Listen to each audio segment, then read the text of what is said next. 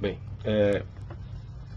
eu quero fazer aqui uma breve reflexão, um breve comentário sobre um tema que está de novo em pauta, principalmente agora com esse problema das rebeliões nos presídios e de uma possível intervenção das Forças Armadas na segurança pública. O retorno dessa intervenção, né? Muito bem. Eu tenho me apegado muito, né, no meu canal a expor determinados conceitos e teorias revolucionárias e tenho explicado isso e volto a esclarecer aqui que é exatamente para que as pessoas entendam que o que está se aplicando no Brasil é teoria revolucionária de manual revolucionário. A começar pelos próprios critérios, princípios, orientações do Manifesto Comunista, que, como eu já expliquei em outros vídeos, foi um compêndio de ideias revolucionárias que estavam elaboradas até então, e por isso se torna um best-seller nessa área, né? Porque ao invés das pessoas lerem alguns livros era caro, o livro era caro naquela época, no século XIX, né? Era algo muito escasso, então uma brochura, né, com um manifesto, com todas aquelas ideias revolucionárias, era algo assim bastante eficaz. Muito bem. Então eu preciso retomar aqui o conceito da dialética, né, só para me fazer entender no restante da minha explanação. Conceito esse, inclusive, que vem sendo também apelidado de estratégia das tesouras, né? Exatamente toda a teoria revolucionária ela está pautada nesta ideia estratégica de provocar conflito, né? Provocar conflito usando exatamente, dividindo o mundo, as situações, os fenômenos humanos em duas partes, a tese e a antítese, para se chegar a uma síntese, né? A tese representaria exatamente o que é, o que existe, o que está aí, o mundo real que existe. A antítese, esta força criada para combater, destruir o que existe para gerar algo novo, né? Daí porque toda revolução ela parte do caos, ela parte da destruição, né? E daí porque para o pensamento revolucionário está justificada a destruição, né? Como eu já expliquei em outros vídeos, o ódio é sempre do outro, não do revolucionário. O revolucionário ele pode odiar porque o ódio dele, a violência dele está justificada pela causa nobre que está incorporada na bandeira política dele, né? Então, daí porque você vê que o discurso do ódio é sempre do chamado conservador, daquele que se opõe à rebelião, à revolução, à destruição e ao caos. E essa síntese representaria exatamente esse paraíso terrestre. Eu não vou me estender aqui na complexidade que acarreta todo o conceito revolucionário, toda a ideia de dialética, né? todo o fundamento filosófico que acarreta esse conceito, né? Mas exatamente isso, né? Traz aí uma herança dentro do pensamento medieval e depois moderno, de realizar um paraíso na Terra, né? Paraíso esse muitas vezes inspirados na Bíblia, paraíso esse muitas vezes inspirados numa oposição à Bíblia, né? Muito bem. No caso do marxismo, o paraíso dentro de uma oposição à inspiração bíblica, né? Muito bem. Então, dito isso, é importante que você entenda que, por isso você está vendo o Brasil, o mundo, sempre dividido em dois, né? Sempre dividido em dois. E muitas vezes você percebe também essa representação em figuras, em desenhos publicados nas redes sociais, né? O Brasil é uma parte vermelha, uma parte azul, né? representando o conservadorismo e o lado revolucionário. Ou seja, se você prestar atenção, tudo está dividido em duas partes, e duas partes sempre contraditórias, sempre uma em oposição à outra, porque na ideia dessa dialética revolucionária, hegeliana marxista, seria o conflito que movimentaria, né? Seria o conflito que daria o movimento à história e um movimento direcionado para chegar à síntese, né? Para chegar a esta tal sociedade melhor, que ninguém sabe exatamente qual é. Muito bem. Já vinha alertando aqui em outros vídeos, vários outros vídeos, né, sobre a importância de se prestar atenção em coisas que vão acontecendo de maneira esparsa, de maneira aparentemente desconexa, e isso é de propósito, né? Você tem rebelião do presídio, né? Você tem protesto cá, você tem invasão de terra ali, você tem... Tudo isso faz parte de uma estratégia, que eu venho falando isso há muito tempo, né? Para exatamente cansar a população brasileira, né? Criar um sentimento de desesperança na população brasileira, né? E também um descrédito às instituições republicanas, né?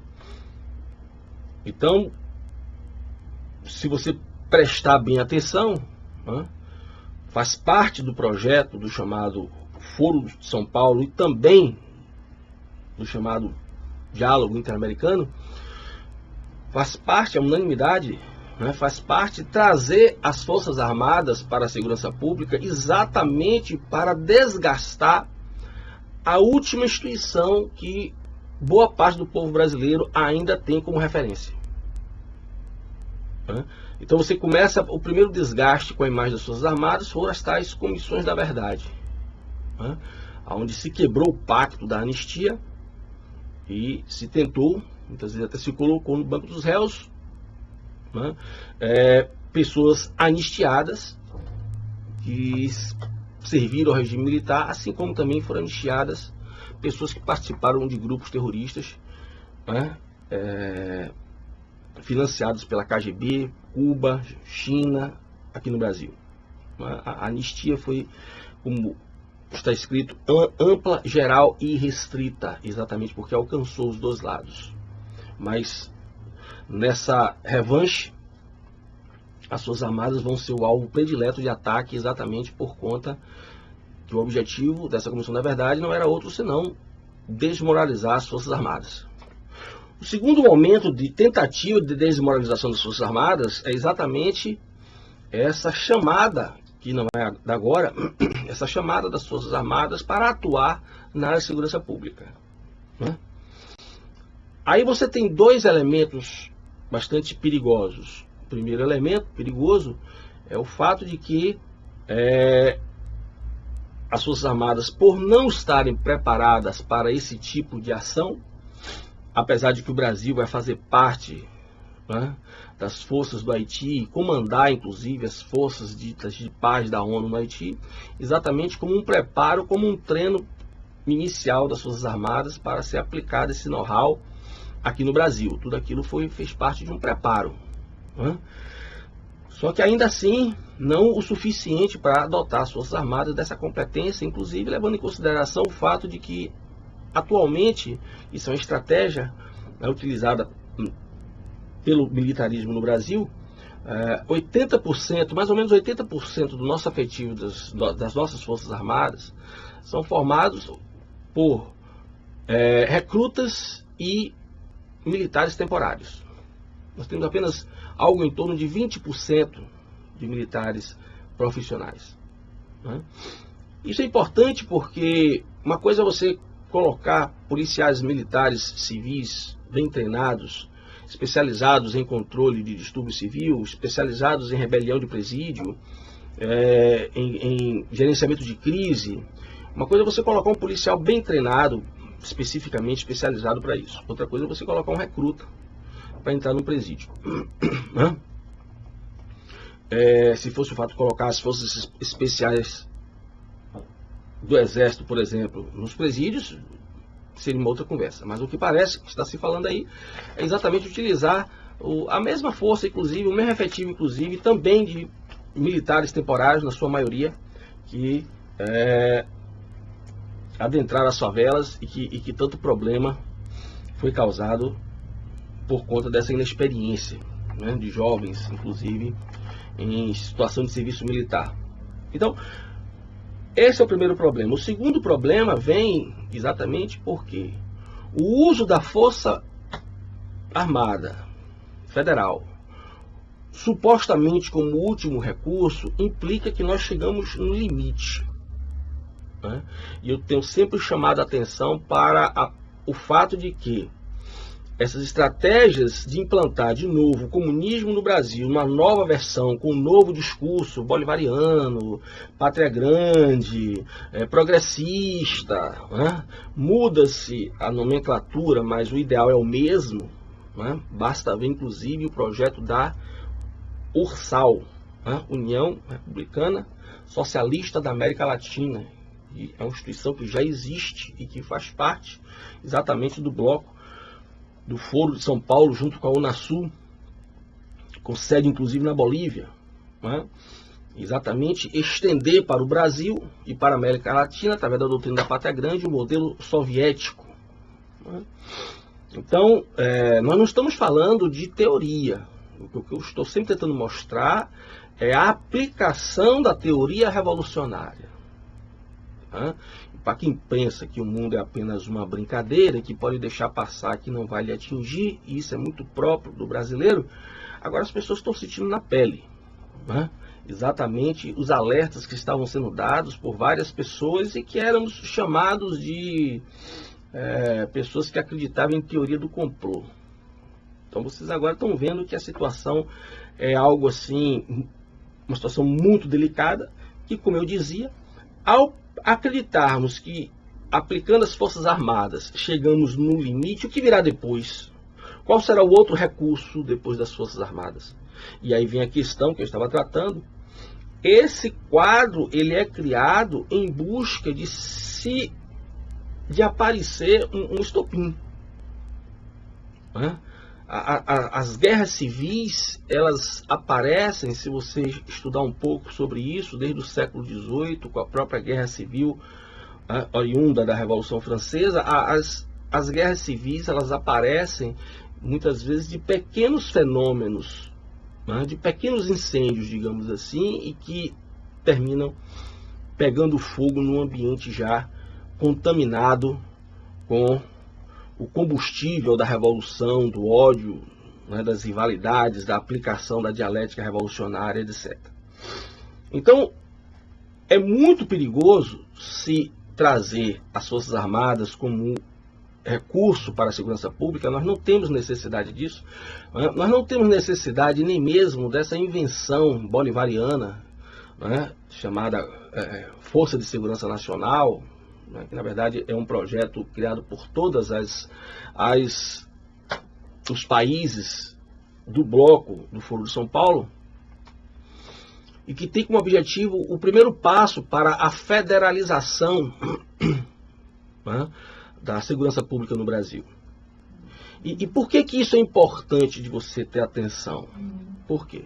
Porque para você implantar uma ditadura no Brasil hoje é impossível, ou muito difícil, você implantar uma ditadura, primeiro, sem cansar a população. Já falei em diversos vídeos, nós temos uma população de 200 milhões de habitantes. Nós somos um dos países mais populosos do mundo. Você não implanta uma ditadura num país como o Brasil, que acreditou, inclusive, que vivia uma democracia, simplesmente dizendo ao Congresso está fechado, né? Olha, a partir de hoje, você fica em casa. Não, você tem que cansar essa população, você tem que fazer essa população passar fome, passar sede, desemprego, crise econômica, crise institucional, crise moral, né? Descrença nos valores mais tradicionais que mantêm uma sociedade viva, coesa e dinâmica, né? E tudo isso está sendo feito há muito tempo e você está vendo o resultado agora, né? A invasão das escolas com teorias revolucionárias em sala de aula. Ninguém deixa 300 mil crianças e adolescentes sem escola, como aconteceu agora recentemente no Paraná, por causa de meia dúzia de professores. Não, é uma maioria de professores que resolveu se curvar ou por medo ou por gosto, por vontade, por identificação, à aplicação das teorias paulo-freireanas de trazer o comunismo para dentro da sala de aula em nome de uma discussão política do esclarecimento, em detrimento do conhecimento técnico, formador, profissional, etc. O resultado está lá.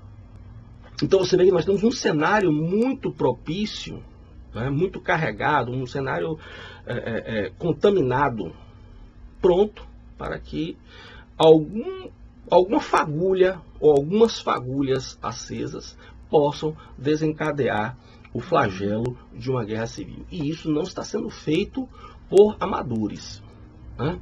Isso está sendo feito por profissionais, né? Tanto brasileiros quanto incorporados pelo Brasil, principalmente através da maior investida de espiões e preparadores de guerrilha, as novas guerrilhas urbanas e rurais, que foi o projeto Mais Médicos de Cuba. Né? Eu nunca entendi, eu nunca acreditei, porque no mundo todo sempre se teve dificuldade de infiltrar, né, espião e fomentador de rebelião, né, nos países. Sempre se teve essa dificuldade. Se for dificuldade para a China, se for dificuldade para a Rússia, isso sempre foi até uma dificuldade para Cuba. Né? Fidel Castro usou de diversas estratégias para infiltrar e criar movimentos revolucionários, rebeldes nos Estados Unidos. De repente, essa ideia do Mais Médico foi uma ideia simplesmente assustadoramente sensacional. Ninguém pensou nisso antes. Chegar e colocar médico.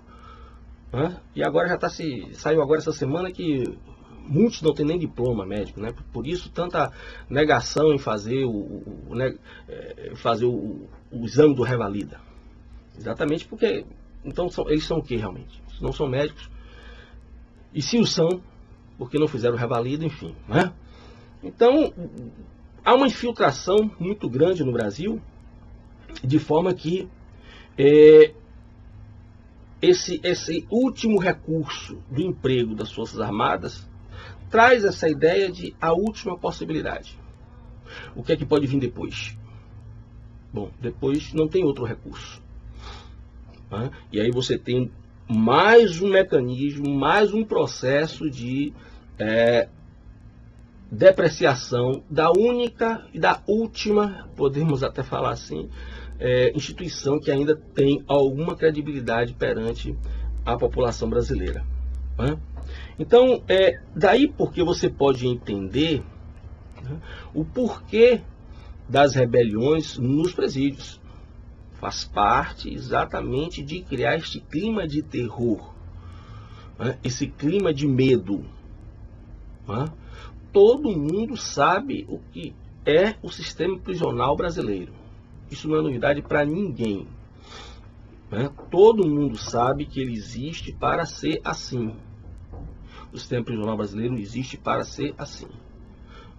Agora você entende porque toda vez que se fala em construir presídios, logo aparece aquele coro do politicamente correto, chamando essas pessoas de fascistas. Porque exatamente para aumentar a crise, com a crise da superpopulação carcerária, né, você tem o que? A possibilidade de mais rebelião.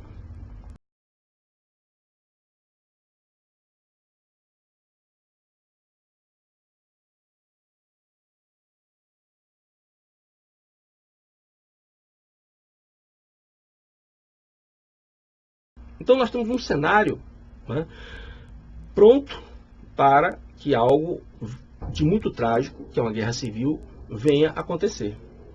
Porque assim, desta forma, né, é que surge o ditador. O ditador, ele surge do caos. Toda a ditadura, você pode olhar aí pelo século XX, né, tanto as ditaduras fascistas como as ditaduras comunistas, as ditaduras socialistas, elas surgem do caos. Né? Independente se é um militar ou um civil que está no poder, né? As ditaduras socialistas, elas surgem do caos. Cria-se o caos através da aplicação da dialética para que esse desgaste da população justifique, né, esse aparecimento desse grande líder salvador. E se você prestar atenção, né, Lula já está adotando esse discurso com uma ameaça de que vai se recandidatar, né? Ele já está adotando esse discurso que sempre adotou, mas ele está reacendendo esse discurso de Salvador, né? De que ele vai consertar o Brasil. Então, se você começar a juntar as pecinhas do quebra-cabeça, você vai ver que nós temos uma situação muito delicada. Na verdade, essa reflexão aqui é só para te chamar a atenção para essas pecinhas do quebra-cabeça e para essa possível articulação, né, desse quebra-cabeça, para que você entenda melhor a situação do nosso país, que não é uma situação confortável, é uma situação muito perigosa, que já vem sendo alertada, eu já venho alertando isso em outros vídeos há algum tempo, outras pessoas também, outros youtubers também já estão alertando sobre isso. Então, quando você for pesquisar na imprensa, e muito cuidado com isso, porque a imprensa brasileira ela está se especializando em sonegar informações. Ela não só distorce, mas ela está também se especializando em sonegar informações, né? Você viu isso muito na manipulação aí entre Obama e Trump, né? Então eu peço a você que você tenha atenção nas suas pesquisas na internet. É preciso que você pesquise em vários sites, né? Porque muitos blogs e sites estão aí para exatamente fazer uma contra-informação, uma desinformação. Então essa pesquisa sua, se você tiver esse interesse, ela tem que ser muito cuidadosa, né? E a partir daí você poder montar essas peças e entender que tudo isso faz parte de uma estratégia revolucionária, né? Para de novo tentar se implantar uma ditadura comunista, agora com outros nomes, como eu disse antes, aqui no Brasil. Tá bom? Eu espero que esse vídeo venha lhe servir para alguns esclarecimentos, né? Consulte meu site www.seminariocriticacrise.com. Consulte o meu canal no YouTube, Seminário Crítica e Crise. Se gostar, me acompanhe. Muito obrigado.